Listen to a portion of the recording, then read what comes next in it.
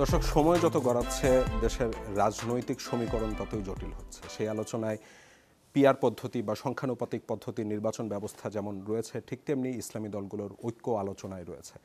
পাশাপাশি বিভিন্ন সময় নির্বাচন নিয়ে ষড়যন্ত্র তত্ত্বের কথাবার্তা আমরা শুনতে পাচ্ছি। সেই সাথে নির্বাচনের পরিবেশ দেশে এখন আছে কি নাই তা নিয়েও তর্ক বিতর্ক আছে। সব মিলিয়ে এই ভোটের সমীকরণটা কি হতে যাচ্ছে আগামী দিনে তা নিয়ে আমরা আলোচনা করতে চাই, কিছুটা বুঝতে চাই। আপনাদের সবাইকে স্বাগত জানাচ্ছি। আমি Jannatul Naim, Jerusalem presents meet the পিপলে। আজকে আমাদের সাথে অতিথি হিসাবে রয়েছেন যুক্তরাষ্ট্রের হাওয়ার্ড বিশ্ববিদ্যালয়ের সহকারী অধ্যাপক ডক্টর মির্জা গালিব এবং আরও রয়েছেন রাজনৈতিক বিশ্লেষক ডাক্তার জাহিদুর রহমান। এবং দর্শক, আপনাদেরকে জানিয়ে রাখি যে আমাদের সাথে স্টুডিওতে রয়েছেন তরুণ প্রজন্মের প্রতিনিধিরা। তারাও আজকে আমাদের অতিথিদেরকে প্রশ্ন করতে পারবেন। ডক্টর মির্জা গালিব এবং ডাক্তার জাহিদুর রহমান, আপনাদের দুজনকেই স্বাগত। ডক্টর গালিব, আপনাকে দিয়ে আলোচনাটা শুরু করতে চাচ্ছিলাম।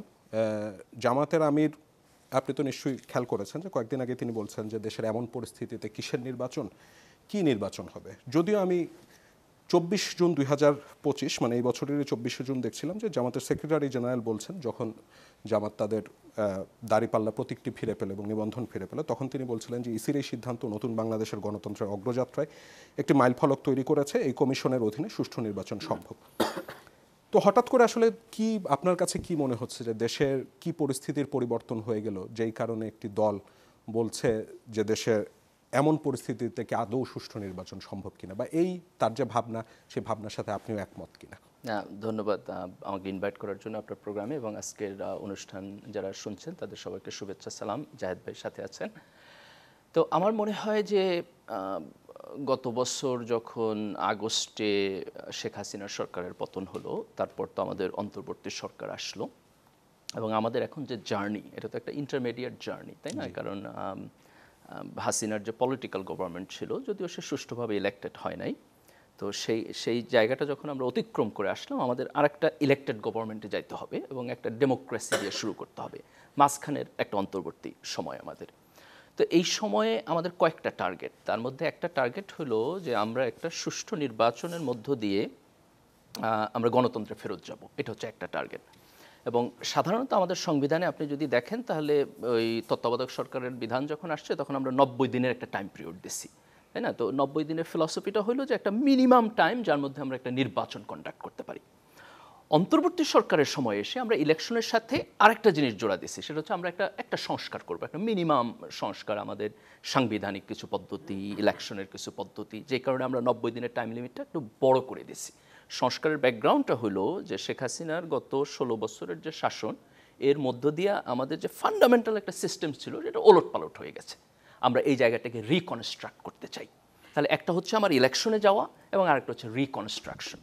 তো আমার মনে হয় যে এখন আমি যদি নিরপেক্ষ জায়গা থেকে দেখি, জামাতের আমির যেটা বলছেন, এটা পলিটিক্যাল বক্তব্য। আপনি ধরে নেন যে একটা রাজনৈতিক দল আর একটা রাজনৈতিক দলের সাথে প্রেশার দিতে চাচ্ছে, নেগোসিয়েশন করতে চাইতেছে, সেই জায়গা থেকে সে একটা প্রেশার ক্রিয়েট করতেছে যাইতেছে, যাতে করে নির্বাচনটা তার দলের ফেভারে কিছুটা ফেয়ার হয়। এটা হচ্ছে তার রাজনৈতিক বক্তব্য। আমি রাজনৈতিক মেরিট নিচ্ছি না, আমি জাস্ট আপনার প্রশ্নে যাইতেছি যে সুষ্ঠু নির্বাচনের জন্য আমাদের কি প্রয়োজন।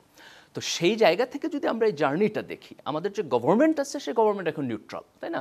ডক্টর ইউনূসের গভর্নমেন্ট কোনো দলের দিকে আপনার ইনক্লাইন্ড না, এটা একটা কন্ডিশন। তত্ত্বাবধায়ক সরকারের ব্যাপারে কিন্তু আমরা এখন অ্যাগ্রিড যে একটা কেয়ারটেকার সরকারই সবসময় থাকবে। নির্বাচন কমিশনার আপনার নতুন নিয়োগ হয়েছে, নির্বাচন কমিশনারও এখনও দলীয় না, তার ব্যাপারে বড় ধরনের অনাস্থা আমরা কোনো রাজনৈতিক দলের কাছ থেকে দেখি নাই। তাহলে রইল দুইটা জিনিস, একটা হলো আমরা যে কনস্টিটিউশনাল রিফর্মের চিন্তা করতেছি, এই রিফর্মটা যেটা ঐক্যমত্য কমিশনে আলোচনা হইতেছে, তো ওইখানে আমরা দেখতেছি যে আলোচনাটা যতটা অগ্রসর হওয়ার কথা ততটা হচ্ছে না, অনেকগুলো বড় বড় পয়েন্ট আটকে আছে। আমি মনে করি এটা একটা অবস্ট্যাকল। আমরা যদি এটাকে অতিক্রম করে যাইতে পারতাম, তাহলে আমরা বলতে পারতাম একটা ভালো পজিশনে আছি। জুলাইয়ের যে ঘোষণাপত্র, সেটা নিয়ে এখন পর্যন্ত আমরা কনক্লুসিভ কিছু পাই নাই। ঐক্যমত্য কমিশনের আলোচনা শেষ হলে আমাদের জুলাইয়ের চার্টারে যাইতে হবে, সনদে যাইতে হবে, সেটার ব্যাপারে আমরা এখনো শিওর না। আরেকটা আশঙ্কা এখানে আছে, সেটা হলো যে মাঠ পর্যায়ে যেই অ্যাডমিনিস্ট্রেশন যারা কাজ করবে, আপনার ডিসি, এসপি, পুলিশ ডিপার্টমেন্ট, তাদেরকে আমরা এখন পর্যন্ত একটা শক্তিশালী ভূমিকা পালন করতে দেখতেছি না। তারা একটা রিকনস্ট্রাকশন ফেজে আছে।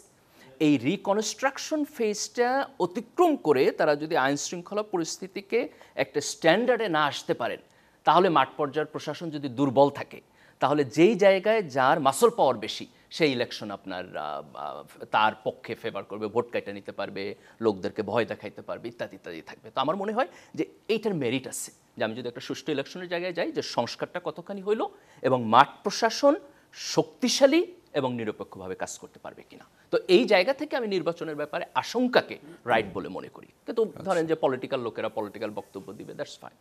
ডক্টর জাহিদ, এই যে নির্বাচন নিয়ে ষড়যন্ত্র, যেমন জামাত বলছে, বিএনপিও বলছে, আসলেই কি আপনার কাছে মনে হয় যে এ ধরনের ষড়যন্ত্র রয়েছে? এবং এই যে দেশে বলা হচ্ছে যে সুষ্ঠু নির্বাচনের পরিবেশ নেই, এটিও কি যৌক্তিক বলা যাবে কিনা? ধন্যবাদ। গালিব ভাই যেভাবে বললেন, পলিটিশিয়ানদের সব কথা আক্ষরিকভাবে ধরা যাবে না, এর পেছনে অনেক কিছু থাকে। একটা হচ্ছে একেবারেই ভিত্তি নেই এমন কথা বলতে পারেন, একটা হতে পারে তারা এক্সিজারেট করতে পারেন, এবং এটা খালি আমাদের দেশে না, সারা পৃথিবীতেই। আর এখন সারা পৃথিবীতে মানে উন্নত গণতান্ত্রিক দেশগুলোতে এই যে পপুলিস্ট পলিটিশিয়ান যারা আছেন, ডেমাগগ যারা হচ্ছেন, তারা অনেক এক্সিজারেট করেন। মানে ইউরোপ আমেরিকাতে একসময় যে ধরনের এক্সিজারেশন দেখা যেত না, এখন দেখা যায়। সুতরাং এই মন্তব্যগুলোকে ওভাবে পড়তে হবে। এখন আমরা যদি গ্রাউন্ডটা দেখি, আর আইন শৃঙ্খলা নিয়ে একটা কনফিউশন আছে, সেটা হচ্ছে আইন শৃঙ্খলা রক্ষাকারী বাহিনী প্রাথমিকভাবে যারা পুলিশ খুব কনফিডেন্ট এখনো হয়ে ওঠেনি। এখন পুলিশ, আমি মনে করি না ইভেন প্রধান উপদেষ্টা যে সর্বশেষ সীমা যে জুনের মধ্যেও পুলিশ তার এই কনফিডেন্স ফিরে পাবে বলে আমি মনে করি না, এবং এইটা 26 জুন না 27 জুনেও হবে বলে আমার মনে হয় না। আসলে এই নির্বাচনে আমাদের খুব বড় রোল প্লে করতে হবে সেনাবাহিনীকে। সেনাবাহিনী ঐতিহাসিকভাবে আইন শৃঙ্খলা রক্ষাকারী বাহিনীর সংজ্ঞার মধ্যেই ছিল নির্বাচনের যে আইন আছে, আরপিও। এক্স্যাক্টলি। শেখ হাসিনা সেটাকে বের করে ফেলেছিলেন, উনি এটাকে সেনাবাহিনীকে আইন শৃঙ্খলা রক্ষাকারী বাহিনীর সংজ্ঞায় আনেননি। সো আমি নিজে ওই নির্বাচন সংস্কার কমিশনের সদস্য ছিলাম, আমরা আবার এটাকে এখানে ঢোকাতে বলেছি এবং এটা হয়ে যাবে আমরা ধরে নিতে পারি। ফলে যথেষ্ট পরিমাণ সেনাবাহিনী যদি ডিপ্লয়েড থাকে, আমি বিশ্বাস করি আইন শৃঙ্খলার যে ঘাটতির প্রশ্ন আছে সেটা আর মেজর সমস্যা থাকবে না। কিন্তু অন্য একটা সমস্যা আছে, একটা সমস্যা তৈরির চেষ্টা আছে বলে আমি মনে করি।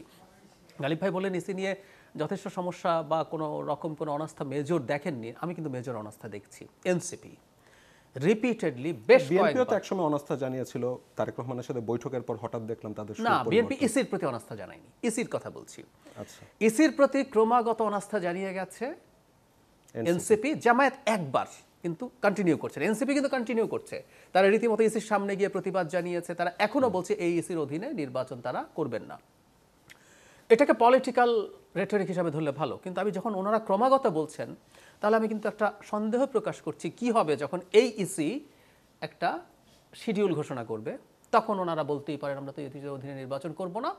আবার তারা যদি মাঠে নামেন, যেমন আওয়ামী লীগ নিষিদ্ধের ক্ষেত্রে মাঠে নামলেন এবং যদি যথেষ্ট ট্র্যাকশন পান অন্যান্য রাজনৈতিক দলের মধ্যে থেকে, তাহলে তো পরিস্থিতিতে সমস্যা হতে পারে। আসল সমস্যাটা কোথায়, সেটা হলো এই যে সরকারটা আমাদের আছে, একটা অন্তর্বর্তী সরকারের অনেকগুলো পাওয়ার সেন্টার থাকে। মানে আমি বিশ্বাস করি ডক্টর ইউনূসের সদিচ্ছা আছে, কিন্তু ওনার যে খুব শক্ত নিয়ন্ত্রণ সব জায়গায় আছে তা না। তো সরকারের মধ্যে থাকা মানুষ, সরকারের বাইরে থাকা মানুষ, কেউ না কেউ নানানভাবে পাওয়ারফুল আছে, তারা ইলেকশন পেছালে তাদের জন্য সুবিধা। আমরা এবার দেখলাম যে ইসলামী দলগুলোর মধ্যে ঐক্য হলো, এবং জামাতের সাথে সর্বশেষ এমন ঐক্যের ঘটনা হচ্ছে 1976 সালে যখন আইডিয়াল হলো, এবং সেখান থেকে 1979 সালে নির্বাচনটা তারা করলেন, এবং এরপর থেকে আর কখনো জামাতের সাথে হয়নি, কারণ আদর্শিক জায়গা থেকে দেওবন্দ এবং মওদুদীদের মধ্যে তো এক ধরনের কনফ্লিক্ট রয়েছে। অনেকেই এমন বলছেন যে এই যে ইসলামী দলগুলোর ঐক্যটা হলো, তার মধ্যে ইসলামবাদে বাকি আর সব কিছু রয়েছে। আপনার কি এমন, মানে এই ব্যাপারে আপনার মতামতটা কি? না, আমি মনে করি যে দেখেন, ইসলামী রাজনীতির যে কনসেপ্ট আর কি আমাদের দেশে আপনি যদি ধরেন, এটাও তো একসময় খুব ডিবেটেবল ছিল, তাই না? আমি জানি না আপনি যদি আগের ফলো করেন, যে জামাত যখন রাজনীতিতে আসছে, আমাদের দেশের অনেক ইসলামিস্টরা প্রথমে বলছে ইসলামের রাজনীতি নাই। এইটা ছিল জামাতের সাথে প্রথম কনফ্লিক্টের জায়গা।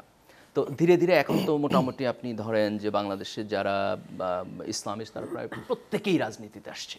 তো আমি এইটাকে তাদের একটা এভলিউশন হিসাবে দেখি, যে সময়ের সাথে অভিজ্ঞতার সাথে ধীরে ধীরে আপনি বাস্তবতা এবং প্র্যাগমেটিজম বুঝতেছেন, এবং বোঝার মধ্য দিয়ে আপনার একটা পলিটিক্যাল উইজডম তৈরি হইতেছে। যেমন ধরেন আপনি রাজনীতি শুরু করলেন, আপনি হচ্ছে রাস্তায় গিয়ে একটা লম্বা চড়া বক্তৃতা দিলেন, এখানে আপনার কোনো উইজডমের প্রয়োজন হয় না। কিন্তু আপনি আরেকটু এম্পাওয়ার্ড হলেন, ক্ষমতার আরেকটু কাছাকাছি গেলেন, রিয়েল লাইফ ম্যানেজমেন্টের কাছাকাছি গেলেন, তখন দেখা যায় যে আপনাকে বাধ্য হয়ে অনেকগুলো প্র্যাগমেটিক ডিসিশন নিতে হয়।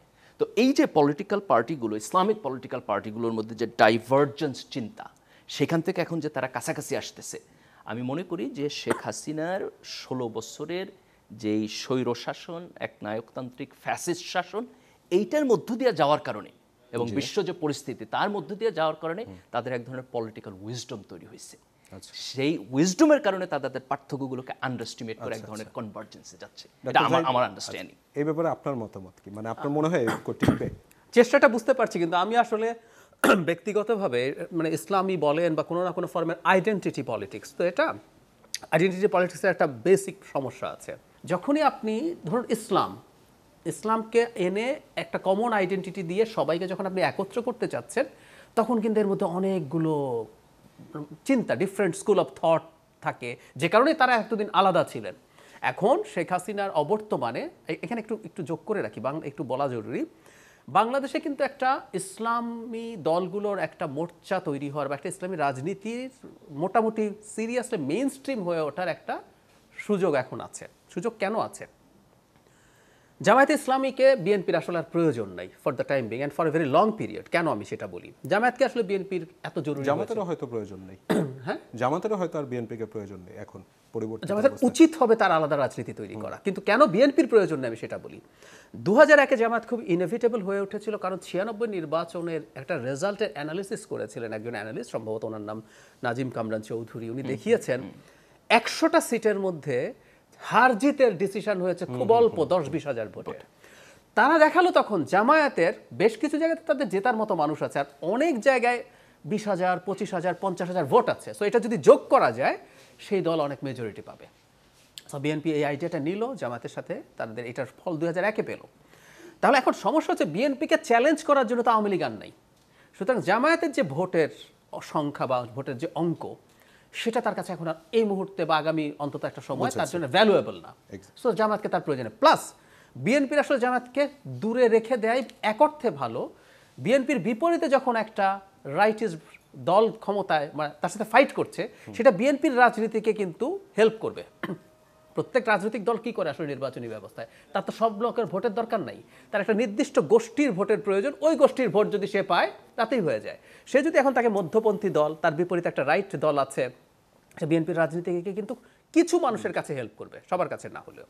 ফলে জামায়াত এখন একা থাকা এবং সে যদি এই ইসলামী অন্যদেরকে একত্র করতে পারে, সেটার একটা ফার্টাইল গ্রাউন্ড এখন আছে, কারণ আওয়ামী লীগ এখন আর নাই। তো বাংলাদেশের মূলধারার রাজনীতি একটা সেন্ট্রিস্ট টু ইভেন, এদিকে যদি রাইট হয় বিএনপি সেন্টার লেফটেও কোনো একদিন চলে আসতে পারে। দলের কিন্তু এভলিউশন হয়, দলের এভলিউশন হয়। এখানে হতে জাহিদ ভাই আরেকটা জিনিস, সেটা হচ্ছে যে জামাত যদি পপুলার রাজনীতি করে, তাহলে হয়তো আপনি ওভার দ্য কোর্স দেখবেন যে জামাতও কিছুটা সেন্টার রাইটে চলে আসতেছে। আসতে হবে। আমরা এই পর্যায়ে কিছু প্রশ্ন নিয়ে আসি। আমি একটু প্রশ্ন নিয়ে আসবো, কে করবেন? আচ্ছা, ওখান থেকে আপনি করুন। আমি রাতুল হাসান হৃদয়, স্ট্যামফোর্ড ইউনিভার্সিটি বাংলাদেশের একজন শিক্ষার্থী। আচ্ছা, আমার প্রশ্ন হচ্ছে, গত 28শে জুন আমরা দেখলাম যে ইসলামী আন্দোলন বাংলাদেশের একটা মহাসমাবেশ গেল এবং সেখান থেকে পিআর পদ্ধতির একটা জোরালো দাবি তারা জানিয়েছে। তো তাদের, আমি যতদূর জানি যে তাদের একটা হচ্ছে যে নেতা নয়, নীতির পরিবর্তন চাই। তাদের নিজস্ব একটা নীতি, মানে শরিয়া আইন বা আল্লাহর আইন, সেটা তারা প্রতিষ্ঠিত করতে চায়। এবং পিআর পদ্ধতিতে যদি ইলেকশন করা হয়, সেখানে তো সমস্ত দল বা সমস্ত শ্রেণী গোষ্ঠী এবং সমস্ত আইডিওলজির প্রতিনিধি থাকতে হবে। তো তাদেরকে নিয়ে সরকার গঠন করলে কিভাবে মানে তারা নীতির পরিবর্তন করবে বা তাদের আইডিওলজি তারা কিভাবে প্রতিষ্ঠিত করবে? আচ্ছা, বুঝেছি, পিআর পদ্ধতি না। আচ্ছা, ওখান থেকে আপনি করুন। আসসালামু আলাইকুম, আমি তাসনিম আহমেদ অর্ণব, ড্যাফোডিল ইন্টারন্যাশনাল ইউনিভার্সিটির জার্নালিজম স্টুডেন্ট। আমার প্রশ্নটা হচ্ছে, ইতিপূর্বে বাংলাদেশে যত নির্বাচন হয়েছে আওয়ামী লীগের আমলের বাদে, বিগত 16 বছর আমলের আগে বিএনপি এককভাবে মাত্র 40% ভোট পেয়েছে। বিএনপি এককভাবে 40% ভোট পেয়েছে, এটা আমার কথা না, এটা আমাদের ইতিহাসের কথা। পরবর্তীতে দাঁড়িয়ে এখন আমরা শুনছি যে বিএনপির কারোর দরকার নেই। কিন্তু আপনাকে মনে রাখতে হবে, আমার একটা প্রশ্ন, সেটা হচ্ছে আমাদের এখন নতুন 2 কোটিরও বেশি ইয়ং জেনারেশন ভোটার আছে যারা জেএনজির আন্ডারে পড়ে। এই বিগত 1 বছরে বিএনপি এমন কি কাজ করেছে জেএনজিকে প্রভাবিত করবে? Number 1 question. এবং সেকেন্ড কোশ্চেন, এই 1 বছরে শিবির বা জামাত কি কাজ করেছে যারা এই জেএনজিকে প্রভাবিত করবে? আমরা কিছুদিন আগেও দেখেছি যে শিবিরের এক কর্মী এক নারীকে লাথি মেরেছে এবং তাকে পরবর্তীতে জেলে দেওয়া হয়েছে এবং তাকে আবার শিবিরই ফুল দিয়ে বের করে নিয়ে এসেছে। অ্যাট দ্য সেম টাইম বিএনপিরও চাঁদাবাজির হিউজ রেকর্ড আমরা দেখতে পাচ্ছি। সোশ্যাল মিডিয়ার যুগ, সবাই সব কিছু জানে। সো এই পয়েন্টে দাঁড়িয়ে আপনারা দুটি স্ট্যান্ড পয়েন্টের দুটি দল, তারা কি করে তারা এই নতুন তরুণদের জন্য কি করতে চাচ্ছেন, কি করেছেন এই 1 বছর?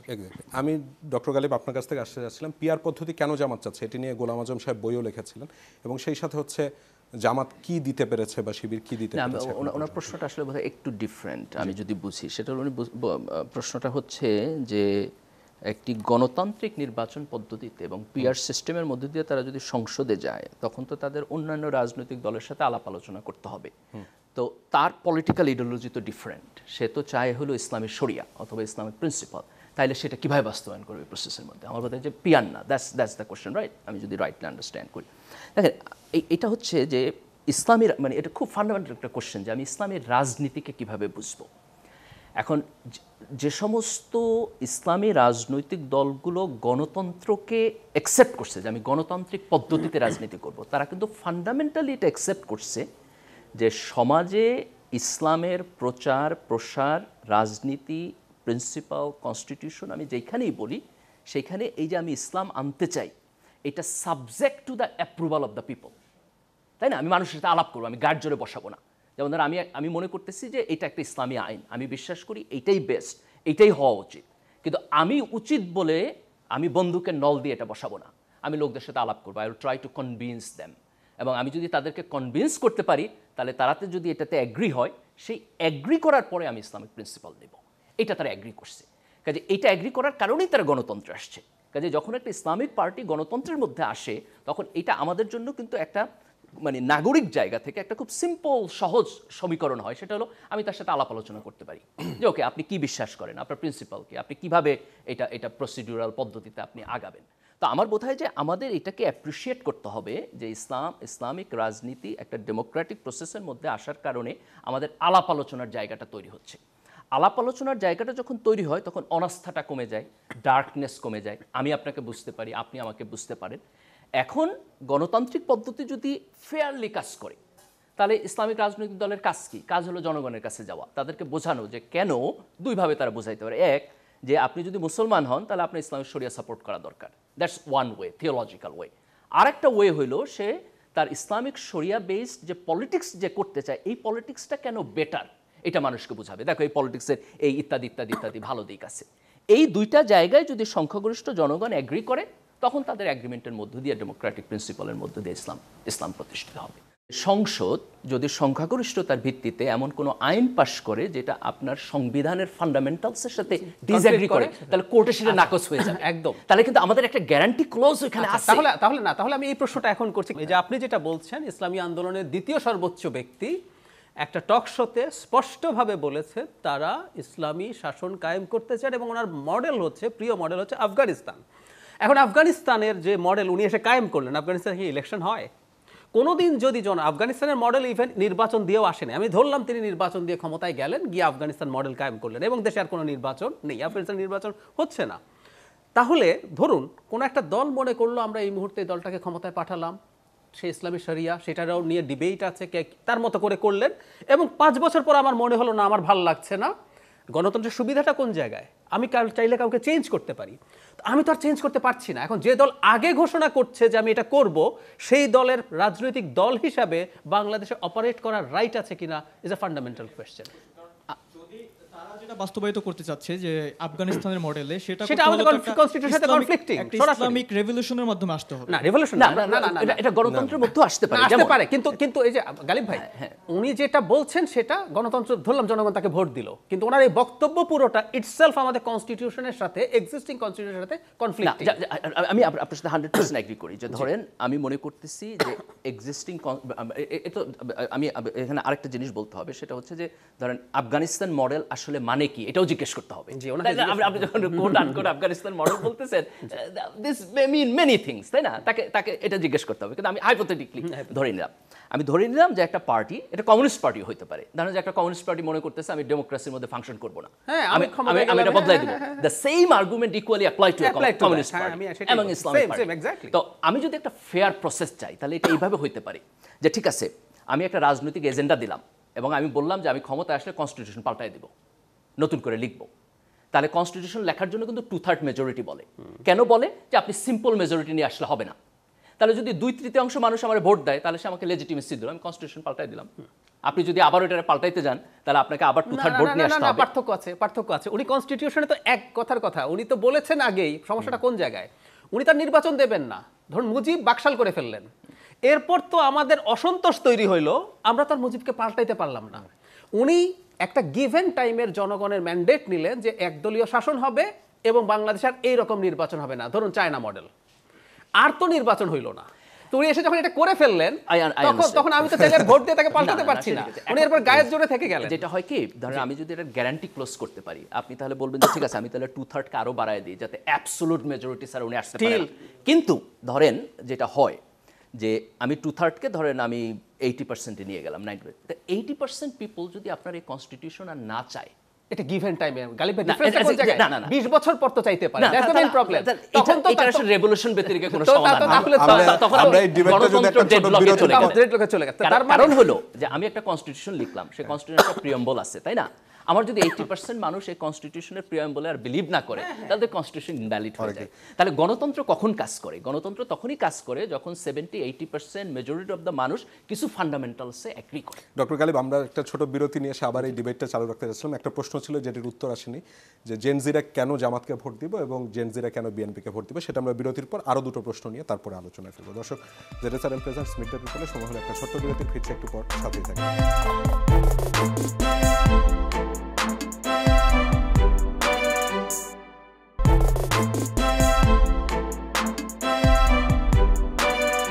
দর্শক, জেডএসআরএম প্রেজেন্টস মিড দ্য পিপলে বিরতির পর আবার আপনাদেরকে স্বাগত জানাচ্ছি। আমরা কথা বলছিলাম ভোটের রাজনীতি বা জোটের রাজনীতি নিয়ে, এবং আমাদের সাথে স্টুডিওতে রয়েছেন ডক্টর মির্জা গালিব, যুক্তরাষ্ট্রের হাওয়ার্ড বিশ্ববিদ্যালয়ের সহকারী অধ্যাপক, এবং রয়েছেন রাজনৈতিক বিশ্লেষক ডাক্তার জাহিদুর রহমান। ডক্টর মির্জা গালিব এবং ডাক্তার জাহিদুর রহমান, আপনাদের দুজনকে বিরতির পর স্বাগত। ওখান থেকে একটি প্রশ্ন ছিল যেটির উত্তর বাকি রয়ে গিয়েছে, আমি আরও দুটো প্রশ্ন নিয়ে এসে তারপর একবার আলোচনাটি করতে চাচ্ছিলাম। কে কে করতে চান? যে ওখান থেকে আপনি করবেন, নিচে আগে আপনি জি। আসসালামু আলাইকুম, আমি আব্দুল্লাহ নোমান, তেজগাঁও কলেজে পড়ছি। আমার প্রশ্ন হচ্ছে যে এবারে ক্ষমতায় যে আসে না কেন, জামাত ইসলাম কিংবা এনসিপি কিংবা বিএনপি, আমার প্রশ্নটা হচ্ছে আমার দেশের মধ্যে প্রতিরক্ষা ব্যবস্থা কতটা উন্নত হবে, এটা একটা প্রশ্ন থাকলো। এবং আমি কবে আমার ধর্ম ইসলামকে আমি সঠিকভাবে পালন করতে পারবো? আমি এয়ারপোর্টে গিয়ে চা খেতে হলে আমার উপরে বিলবোর্ডে দেখতে হবে না যে যদি আপনার ছেলে জন্মদিন পালন না করে তাহলে জঙ্গি, কিংবা হাঁটুর উপরে যদি মানে টাকনোর উপরে কাপড় পরে তাহলে হয়তো জঙ্গির আপনার লক্ষণ দেখবেন, আমাদেরকে জানান 999-এ। তো এরকম অবস্থা থেকে আমরা কবে মুক্তি পাবো? এরকম কি এয়ারপোর্টে আছে? জি, এরকম কি এয়ারপোর্টে আছে? জি জি আছে। আচ্ছা, আমার চোখে পড়েনি তাহলে। আচ্ছা, বুঝেছি। আর পেছনে আপনি? আসসালামু আলাইকুম, আমি রওনক হাসান, আসমানুল্লাহ বিশ্ববিদ্যালয় থেকে। সো যদি আমরা বাংলাদেশের ইসলামিক দলগুলোকে দেখি, বিশেষ করে জামাত ইসলাম, তারা নিজেদেরকে একটা আদর্শিক রাজনৈতিক দল হিসেবে দাবি করে। এখন একটা আদর্শিক রাজনৈতিক দল বা আইডিওলজিক্যাল পার্টির একটা নেচার থাকে যে সে কখনো অন্য কোনো আইডিওলজির আইডিয়া নিজের ভিতরে ইম্পোজ করবে না। সে লাইক আমরা যদি কমিউনিজমকে দেখি, সে কখনো ক্যাপিটালিজম বা ইসলামে কোনো আইডিয়া নেয় নাই। ঠিক তেমনই 1342 বছর খিলাফত শাসনামল ছিল, তারাও কখনো করে নাই। এবং বর্তমানে আমেরিকা যে ক্যাপিটালিজম দিয়ে রাজনীতি চালাচ্ছে, তারাও কখনো এই ডেমোক্রেসির ভিতরে অন্য কোনো আইডিওলজির আইডিয়া ইম্পোজ করে নাই। তাহলে অ্যাজ এ আইডিওলজিক্যাল পার্টি জামাত যেটা নিজেদেরকে দাবি করে, তারা কিভাবে অন্য কোনো আইডিওলজির আইডিয়া বা ডেমোক্রেসি এবং ইসলামকে তারা কিভাবে একসাথে সংমিশ্রণ করছেন? এটাই আমার কোশ্চেন। আপনি কি একটা ইসলামী দলগুলোর ঐক্যের কথা বলছেন নাকি অন্য? না, আমি ইসলামিক দলগুলোর ঐক্যের কথা বলছি না, আমি ইসলামিক দলগুলোর যে আদর্শ কথা বলে সেটার কথা বলছি। আমি কি প্রত্যেকটা প্রশ্নে এক এক করে নিব? জি, আপনি সংক্ষেপে যদি টাচ করেন, এরপর আমি ডাক্তার জাহিদের মতামত। আমি প্রথমে ওই জেনারেশন জি নিয়ে যে কথাটা সেখানে আসি। সেটা হচ্ছে যে আমার আন্ডারস্ট্যান্ডিং হলো, তিনি একটু উদাহরণও দিয়েছি, হ্যাঁ, যে জুলাই এবং অগাস্টে গত বছর যে অভ্যুত্থান হইল এবং এর মধ্য দিয়ে যে তরুণ প্রজন্ম রাজনৈতিক ভূমিকা পালন করছে, বাংলাদেশে এখন বোধহয় প্রায় 40% ইয়াং জেনারেশন। এই ইয়াং জেনারেশনের একটা ডিফারেন্ট একটা জেনারেশনাল ট্রেইট আছে, এবং তার একটা ডিফারেন্ট রাজনৈতিক আকাঙ্ক্ষা আছে, তাদের একটা ডিফারেন্ট টেস্ট আছে, তাদের একটা ডিফারেন্ট চাহিদা আছে। এবং বাংলাদেশের ট্র্যাডিশনাল রাজনৈতিক দলগুলো এইটাকে এখন পর্যন্ত প্রপারলি অনুধাবন করতে পারতেছে না। যদি আমি দুইটা জায়গাতে দেখি, তাহলে জামাত শিবির কিছুটা বেটার তুলনামূলকভাবে বিএনপির চাইতে। দুই জায়গাতে আমি স্পেসিফিক উদাহরণ দেবো। এক হলো এই অভ্যুত্থানের সাথে শিবিরের মোর ইনভলভমেন্ট ছিল এই জায়গাটাতে, এবং সেকেন্ড হলো যে সমস্ত সংস্কারের প্রশ্নগুলো আসতেছে, সেখানে জামাতকে আমরা বিএনপির চাইতে একটু বেটার অ্যাকোমোডেটিভ দেখতেছি যে সংস্কার প্রস্তাবগুলোর ব্যাপারে।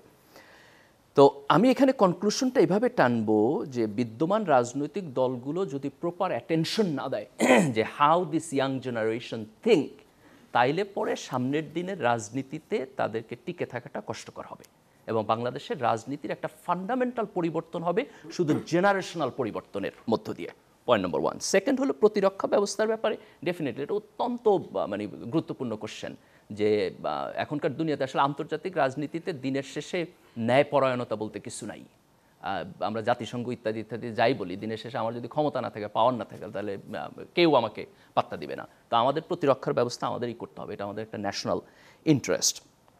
ইসলামোফোবিয়ার যেই কোশ্চেন আসছে, this is valid in the sense গত 15 বছর আওয়ামী লীগ তার এক নায়কতান্ত্রিক এবং ফ্যাসিবাদী শাসন ব্যবস্থার লেজিটিমেসি তৈরি করছে এই জঙ্গি কার্ডের মধ্য দিয়া এবং এক ধরনের ইসলামোফোবিয়া তৈরি করা। এটা বাংলাদেশের ইসলামের ব্যাপারে বাংলাদেশের আরবান সেকুলার লেফটদের একটা ভীতি আছে, একটা মানে প্যারানয়া টাইপের মানসিকতা আছে। এইটাকে আমাদেরকে ব্রিজ করতে হবে। এটা যদি আমরা না করতে পারি তাহলে ইসলামোফোবিয়া থেকে আমরা অতিক্রম করতে পারবো না।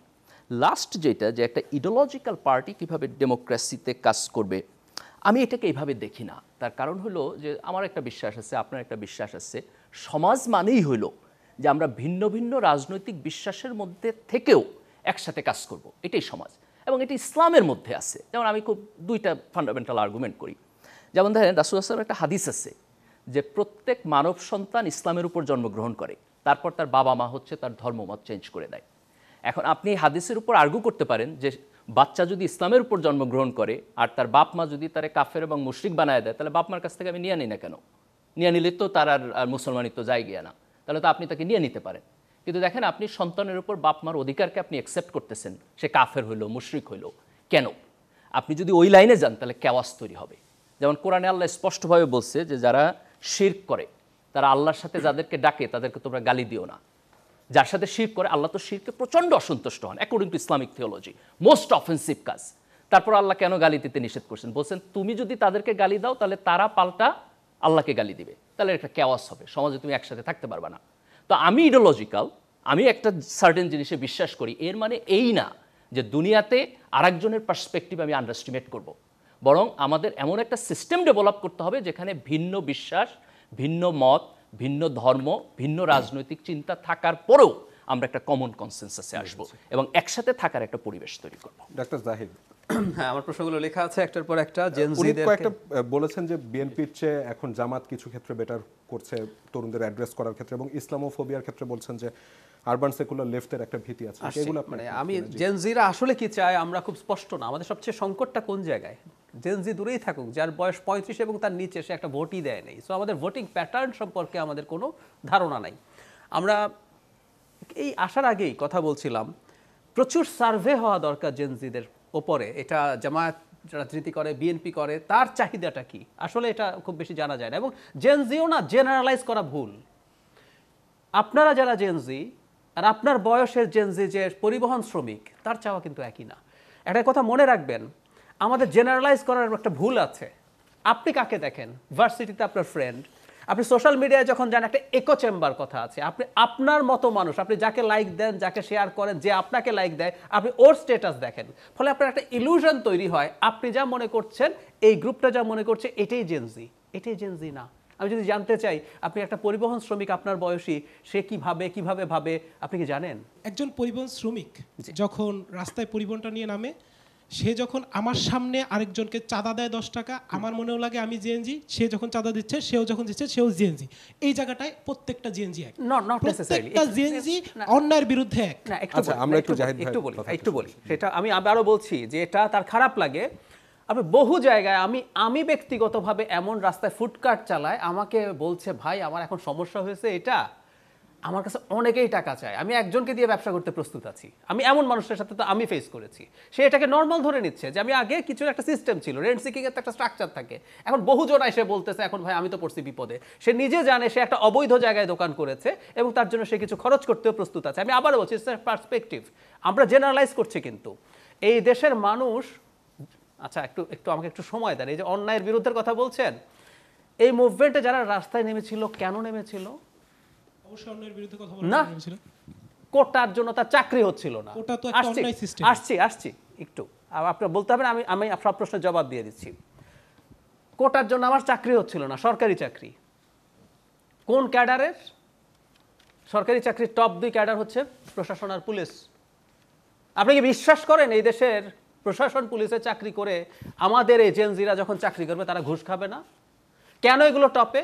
ইনকাম ট্যাক্স বা কাস্টমস কেন 3-4-এ হয়? এগুলো আমরা বুঝি না? এই সমাজে আমরা থাকি তো, এই সমাজে আমরা থাকি। কেন এই ক্যাডারগুলো এত লুক্রেটিভ? এবং যারা চাকরিতে যায় ওরা কেউ আকাশে থাকে না। আমাদের পরিবার, আমাদের বন্ধুর মধ্যে, সন্তানদের মধ্যে, ভাইদের মধ্যে প্রচুর এসব চাকরি করা লোক আছে। তারা কি করে আমরা দেখছি আসলে। সেজন্য অন্যায়ের বিরুদ্ধে দাঁড়িয়ে গেছে। আম সরি, এভাবে বলতে চাই নাই, কিন্তু কথাগুলো এই রকম। আমি জেনারেলাইজ করছি না, অনেকেই এরকম আছে। তো আমি যে কথাটা বলতে চেয়েছি, জেনজিদের মধ্যে তাদের সাইকোলজি বুঝতে হবে, এটা আমি একমত। এটা আমাদের বোঝা যায় না, নির্বাচন হোক বুঝবো। আমি আর দুইটা জিনিস একটু অ্যাড্রেস করি। প্রতিরক্ষা ব্যবস্থা নিয়ে আমরা অত্যন্ত দুর্বল অবস্থায় আছি। আমি মনে করি, আমি ইভেন ব্যক্তিগতভাবে মনে করি ইন্ডিয়া কোনোদিন বাংলাদেশকে ইনভেড করতে পারে। আমি ছোট্ট একটা উদাহরণ দিই। ইন্ডিয়া একটা প্লট তৈরি করছে। রাশিয়া দেখবেন ইউক্রেন অ্যাটাক করার সময় সে একটা ন্যারেটিভ তৈরি করেছে ওখানে রাশিয়ান স্পিকিং পিপল খারাপ আছে। সে যে প্রথম ক্রাইমিয়া দখল করলো, এরপর ডনবাসের দুটো অংশ খেরসন, জাপোরিজিয়া প্রায় 20% দখল করে সাংবিধানিকভাবে একত্র করে ফেলছে। যুক্তি কি জানেন? রাশিয়ান স্পিকিং পিপলের উপরে ইউক্রেন অত্যাচার করে। ইন্ডিয়া একটা ন্যারেটিভ তৈরি করছে, আপনারা খেয়াল করেছেন যে তারা custodian of all the Hindus এবং বাংলাদেশে হিন্দুদের উপরে অত্যাচার হচ্ছে। আজ হোক, কাল হোক, 5 বছর পরে হোক, 10 বছর পরে হোক, ওরা কিন্তু একটা গ্রাউন্ড তৈরি করছে। সো আমাদের অত্যন্ত স্ট্রং একটা মিলিটারি, মানে আমাদের সব বাহিনী শক্তিশালী করতে হবে। এখানে আমি একটু এটা খুবই আনফরচুনেট যে ওই কিছুদিন আগে আপনি দেখছেন যে বাংলাদেশের হিন্দু কমিউনিটি একটা মহাসমাবেশ করছে বিভিন্ন জায়গায়। আমার কাছে মনে হয়েছে যে তারা ইন্ডিয়ান পারপাস সার্ভ করছে।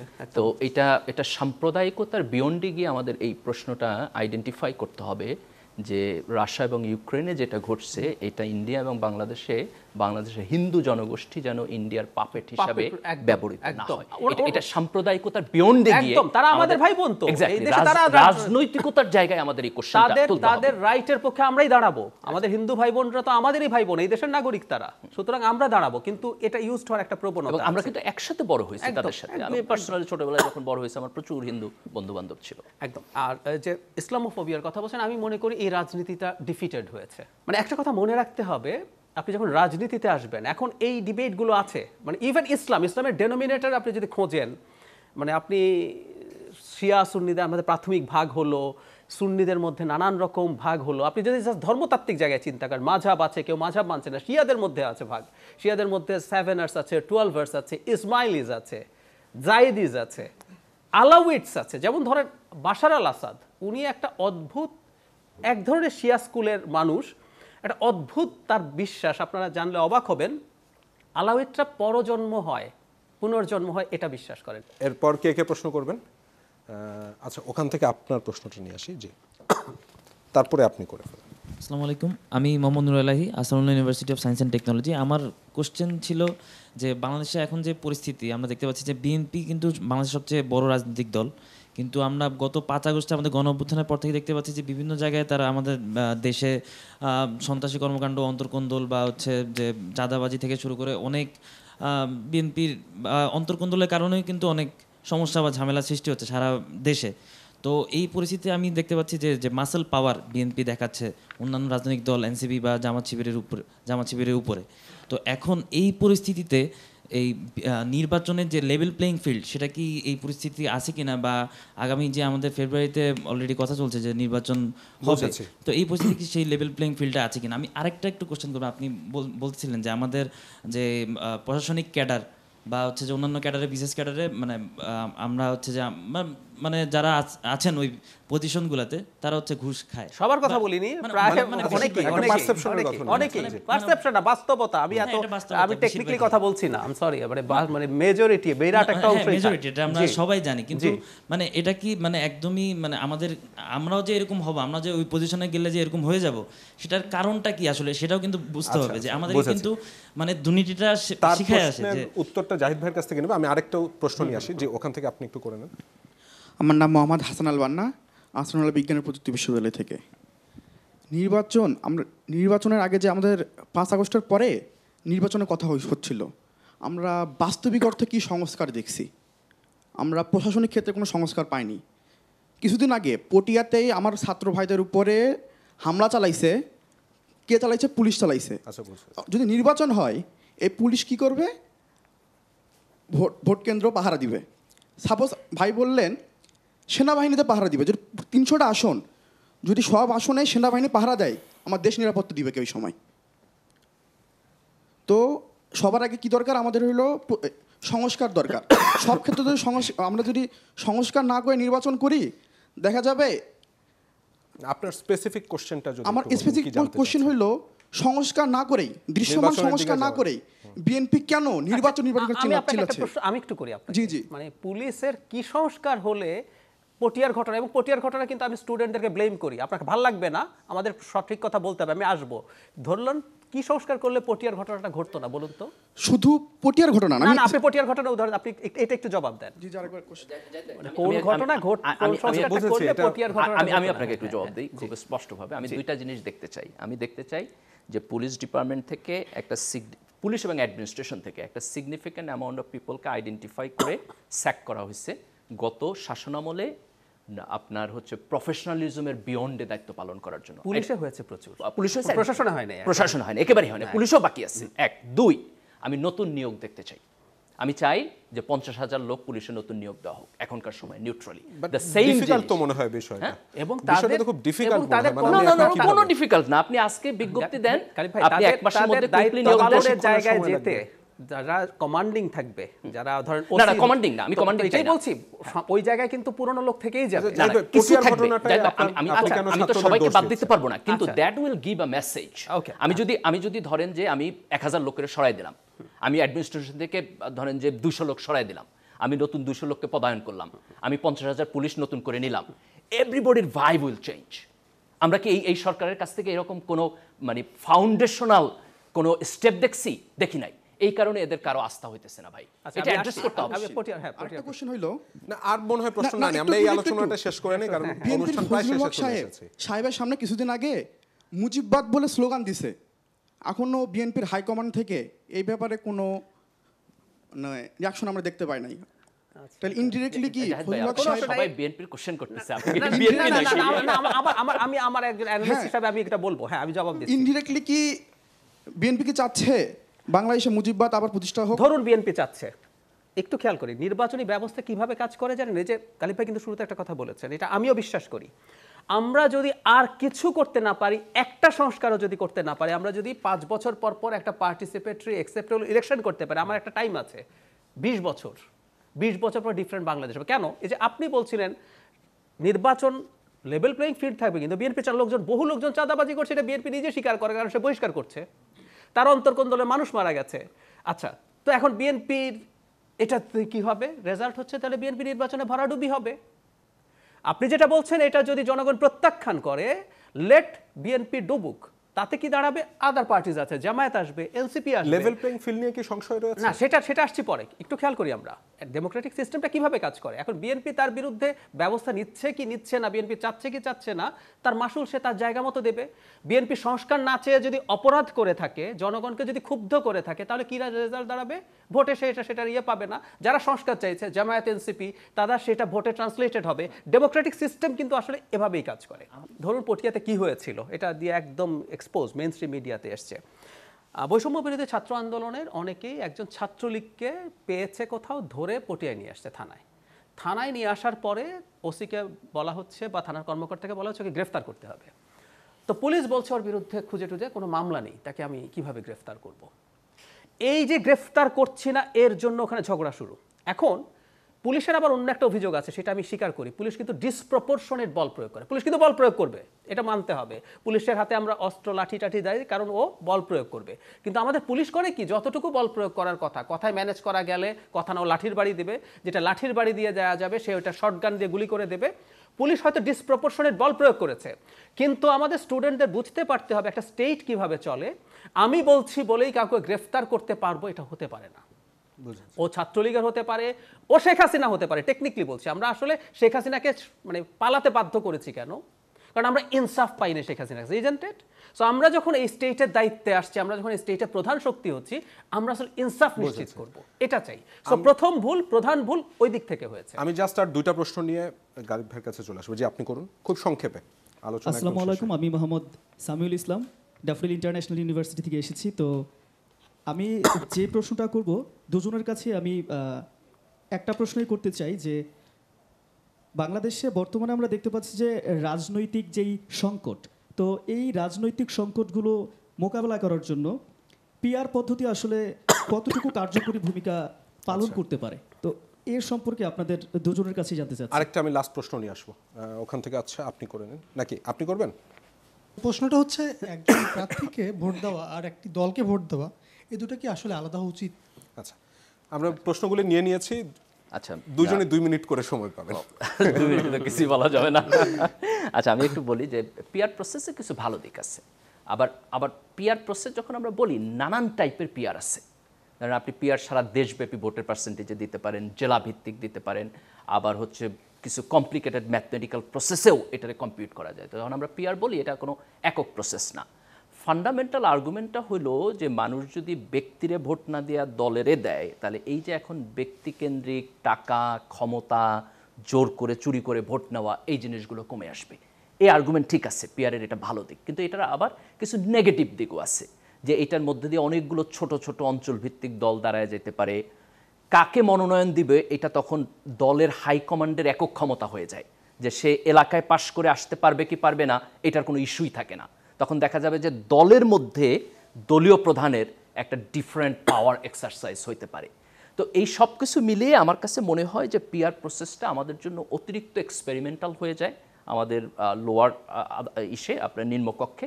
আমি ব্যক্তিগতভাবে মনে করি নিম্নকক্ষে আমাদের এখনই পিআরে যাওয়া উচিত না, এটা নিয়ে আরও আলাপ আলোচনা করতে হবে।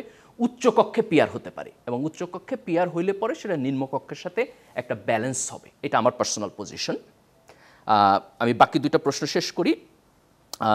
নির্বাচনের সৎ এবং যোগ্য প্রার্থী কিভাবে আসবে, এইটার দুইটা প্যারামিটার। একটা প্যারামিটার হলো নির্বাচন সুষ্ঠু হইতে হবে, সেকেন্ড হলো জনগণ, যে তার জাজমেন্ট অ্যাপ্লাই করতে হবে, যে ব্লাইন্ডলি দলকে ভোট দেওয়া, মার্কারে ভোট দেওয়া, বাপে যারে দিছে, দাদায় যারে দিছে আমিও ওইখানে দিব, অথবা যারে দেখতে একটু ভাবঠাব বেশি তারে দিব, এইটা না দেখা প্রার্থীদের যোগ্যতা দেখা, তার সিভি দেখা, তার বক্তব্য শোনা, তার কর্মসূচি শোনা, এবং শুনে আমার জাজমেন্ট অ্যাপ্লাই করে ভোট দেওয়া। যদি নিরপেক্ষ নির্বাচন প্রক্রিয়া থাকে এবং জনগণ তার জাজমেন্ট অ্যাপ্লাই করে, তাহলে একটা মৌলিক পরিবর্তন আসবে। আমি শেষ করতেছি বিএনপির প্রশ্নে, যে রাজনৈতিক দল হিসাবে অনেকগুলো চাঁদাবাজি, সন্ত্রাসী কর্মকাণ্ডের সাথে যে বিএনপির সংশ্লিষ্টতা, আমি এটাকে একটু ডিফারেন্টলি দেখি। দেখেন, বিএনপি এবং এর আগে আওয়ামী লীগ দুইটা সেন্ট্রিস্ট পার্টি ছিল বাংলাদেশের। তো তার ফলে যেটা হয়, যারা অত্যন্ত পপুলার পার্টি, স্থানীয়ভাবে যারা চোর, ডাকাত, বদমাইশ, যারা ক্ষমতা অপব্যবহার করে, তারা সবাই এই পার্টির মধ্যে সহজে চলে যায়। যেমন আওয়ামী লীগ যখন ফল করছে, সবাই মনে করতেছে আমি বিএনপি করব। তো এই যে লোকেরা যাইয়া ওইখানে চাঁদাবাজি করতেছে, এটা বিএনপির দোষ না, এটা স্বাভাবিক, তারা যাবে। বিএনপিকে আমাদেরকে যেখানে জবাবদিহি করতে হবে, যে এই প্রসেসকে কন্ট্রোল করার জন্য তারা কি করতেছে, সেই সেটআপটা তারা তৈরি করতেছে কিনা, এই জায়গায় আমি বিএনপিকে একটা আলাপ আলোচনায় আনতে চাই। যেমন তারা একটা ভালো কাজ করতে, তারা বহিষ্কার করতেছে, আমি খুব স্পেসিফিক স্ট্যাটিস্টিক্স নিয়ে জিজ্ঞেস করতে চাই, এই বহিষ্কার পার্মানেন্ট কিনা। আপনি যাকে বহিষ্কার করতেছেন তারে যদি উইথড্র করেন, আপনার দলের তদন্ত হয়েছে কিনা। আজকে বিএনপির নেতৃত্বকে এটা বলা উচিত যে চাঁদাবাজির কারণে, সন্ত্রাসের কারণে আমি যাকে বহিষ্কার করব, যদি সে নির্দোষ প্রমাণিত না হয় আমার দলীয় তদন্তে, আমি কোনোদিন বিএনপি থেকে তার মনোনয়ন দেব না, এই কথা বিএনপির বলতে হবে। তো এই প্রসেসে যদি চালায়, সেকেন্ড, তাদের প্রত্যেকটা পর্যায়ে ভালো লিডারশিপ উঠায় আনতে হবে। আপনি যদি লিডারশিপে ভালো লোক আনেন, যে তারা মোটামুটি সজ্জন, একটু পড়াশোনা জানা, ডিসেন্ট, লিডারশিপ কোয়ালিটি আছে, সন্ত্রাসের সাথে জড়িত না, তখন সন্ত্রাসী এবং চাঁদাবাজি লোকেরা আপনার দলের বিয়ন্ডে পড়ে যাবে। তো এই কারণে আমি বিএনপির এই প্রক্রিয়ার সাথে অ্যাগ্রি করি না। যেমন ধরেন, বিএনপি এখন যে সংস্কার নিয়ে খুব নেগেটিভিটি দেখাচ্ছে না অনেক জায়গায়, আমি মনে করি বিএনপির উচিত ছিল রাষ্ট্রীয় সংস্কার, মানে এটাকে এত এমফেসাইজ, নির্বাচনকে এত এমফেসাইজ না দিয়ে তার দলকে গোছানো, তার দলের মধ্যে একটা ধারা তৈরি করা, ভালো লোকদেরকে উঠায় নিয়ে আনা। আমার বোধ হয় বিএনপিকে যদি আমরা এই জায়গায় নিয়ে আসতে পারি, এটা দেশের জন্য ভালো। জাহেদ ভাই একটা কথা বলছে যে বিএনপি ইলেকশনে হারবে, হারলে কি? হারলে লস আছে। কেন লস আছে? আমাদের বড় দল ছিল দুইটা, আওয়ামী লীগও ড্রপ আউট হয়েছে, এখন যদি বিএনপিও ড্রপ আউট হয়, এটা দেশের জন্য ভালো হবে না। আমি জাতীয় স্বার্থে মনে করি বিএনপিকে যদি আমি একটা ভালো পলিটিক্যাল পার্টি হিসেবে ডেভেলপ করতে পারি, এটা আমাদের জন্য ভালো। এই জায়গায় আমার ইন্টারেস্ট। আমি লাস্ট অংশ থেকে আসি। বিএনপি যদি হারে তাহলে তো কেউ জিতবে, সুতরাং আমাদের কিন্তু খুব বেশি লস নাই। কিন্তু আমার দুইটা ভালো পার্টি লাগবে, তারপরে কেউ জিতেছে। সুতরাং বিএনপি যখন হারলো, বিএনপি বুঝলো আমি আর খারাপ করেছি বলে হেরেছি, সো আমাকে শুধরাতে হবে, সে পরের বার আবার শুধরে আসবে। ডেমোক্রেটিক প্রসেস এভাবেই কাজ করে আসলে। আমি এটাই বলতে চেয়েছি। আচ্ছা, পিআর নিয়ে একটা কথা একটু বলা, ধরে নিলাম গালিব ভাই খুবই ভালোভাবে কভার করলেন, কিন্তু পিআরের কনসেপ্টটা কেন এসেছিল? লোয়ার হাউসের পিআর আমাদের আলোচনায় ছিল না, আমাদের কনস্টিটিউশনাল রিফর্মস কমিশনের যে প্রস্তাব তাতেও ছিল না, আর আপার হাউসেই সেটা দেওয়া হয়েছিল। কিন্তু আবার আসলো ইসলামী আন্দোলনের ওখানে। এখন ঘটনাটা কি হয়? ধরলাম আমরা ইসলামী আন্দোলন, তাদের ভোট আমরা জানি না, ধরে নিলাম তারা 1% ভোট পেতে পারে সারা দেশে, টেকনিক্যালি ধরছি, এবং কোনোখানে 20,000, 25,000, 50,000 এই করে, তো তাতে দাঁড়ালো সে কোনো সিট তো পেলো না। কিন্তু 1% ভোটে আমরা যদি কাট অফ পয়েন্ট ধরতে পারি, তাহলে কিন্তু তিনটা সিট পায়, সে এভাবে ভাবছে। তো এইটা হিসাব করতে গিয়ে জটিলতার জায়গা যেটা, ধরুন 40% ভোটে মেজরিটি পেল কোনো দল, আমাদের এখন যে সিস্টেম আছে আমরা এফপিটিপি বলি, ফার্স্ট পাস দ্য পোস্ট, ও 40% যদি হয়, ও সিট পাচ্ছে কয়টা? 120টা। মানে ওর আরও 31টা সিট লাগবে সরকার গঠন করার জন্য। আপনি দেখবেন বাংলাদেশে সরকার টিকছে না। ইউরোপে বিশেষ করে যেসব জায়গায় পিআর আছে, অত্যন্ত উন্নত গণতান্ত্রিক দেশ, ধরুন কোনো একটা দল আপনাকে 31টা সিট দিতে রাজি হলো, আমি তোমাকে সমর্থন দেবো, এবারও সমানে খোঁচাতে শুরু করবে, আমার এটা লাগবে, আমার ওই মন্ত্রী লাগবে, আমার এই ব্যবসা লাগবে, নাহলে কিন্তু আমি সমর্থন প্রত্যাহার করলাম। সো আমাদের সরকার টিকবে না, আমরা এটা অ্যাফোর্ড করতে পারি না। আমরা সংবিধানে আর্টিকেল 70 একটা আছে না, এটা আমরা যেভাবে করেছি ঠিক হয় না, এটা আমরা চেঞ্জ করব। ওটা কেন করেছিলাম? একটা টার্ম আছে, হর্স ট্রেডিং। আপনি এমপি কিনে ফেলতে পারেন, একদিন অনাস্থা প্রস্তাব তুলে আপনার বিরুদ্ধে ভোট দিয়ে দিল। সো সরকার টিকবে না এভাবে হলে। আর এটাও সত্য, কোনো দল টেকনিক্যালি 10% ভোট পেয়েও তো একটা সিট নাও পেতে পারে। তাহলে আমরা আপার হাউসে যদি এটা করতে পারি, আমি একমত।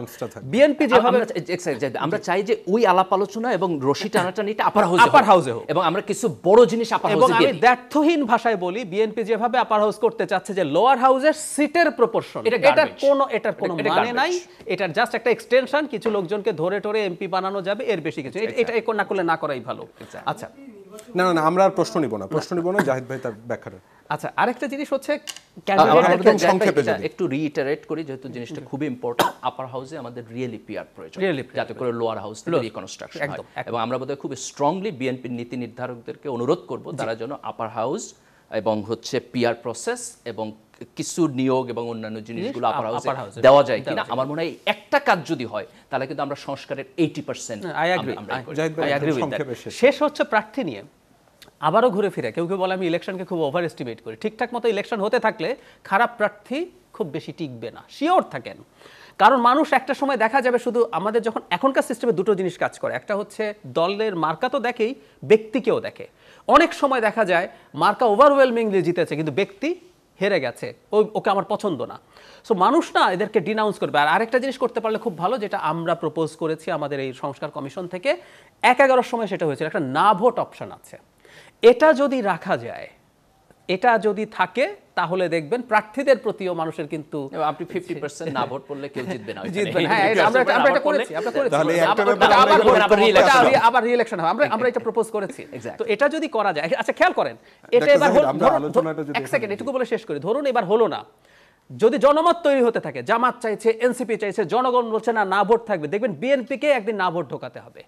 এটা হচ্ছে গণতন্ত্র, এভাবেই কাজ করে। এবং ফ্লর মধ্য দিয়ে, এটা মনে রাখতে হবে, পৃথিবীতে ফ্ললেস কোনো সিস্টেম নাই। ডক্টর মির্জা গালিব আপনাকে অসংখ্য ধন্যবাদ, এবং ডক্টর জাহিদুর রহমান আপনাকে অসংখ্য ধন্যবাদ। যারা দর্শক সারিতে ছিলেন, আমাদেরকে এতক্ষণ সময় দিয়েছেন, আপনাদেরকে অসংখ্য ধন্যবাদ। এবং টিভি সেটের সামনে যারা এতক্ষণ আমাদের সাথে ছিলেন, তাদেরকেও ধন্যবাদ জানিয়ে অনুষ্ঠানটি আজকে এখানে শেষ করছি। শুভরাত্রি।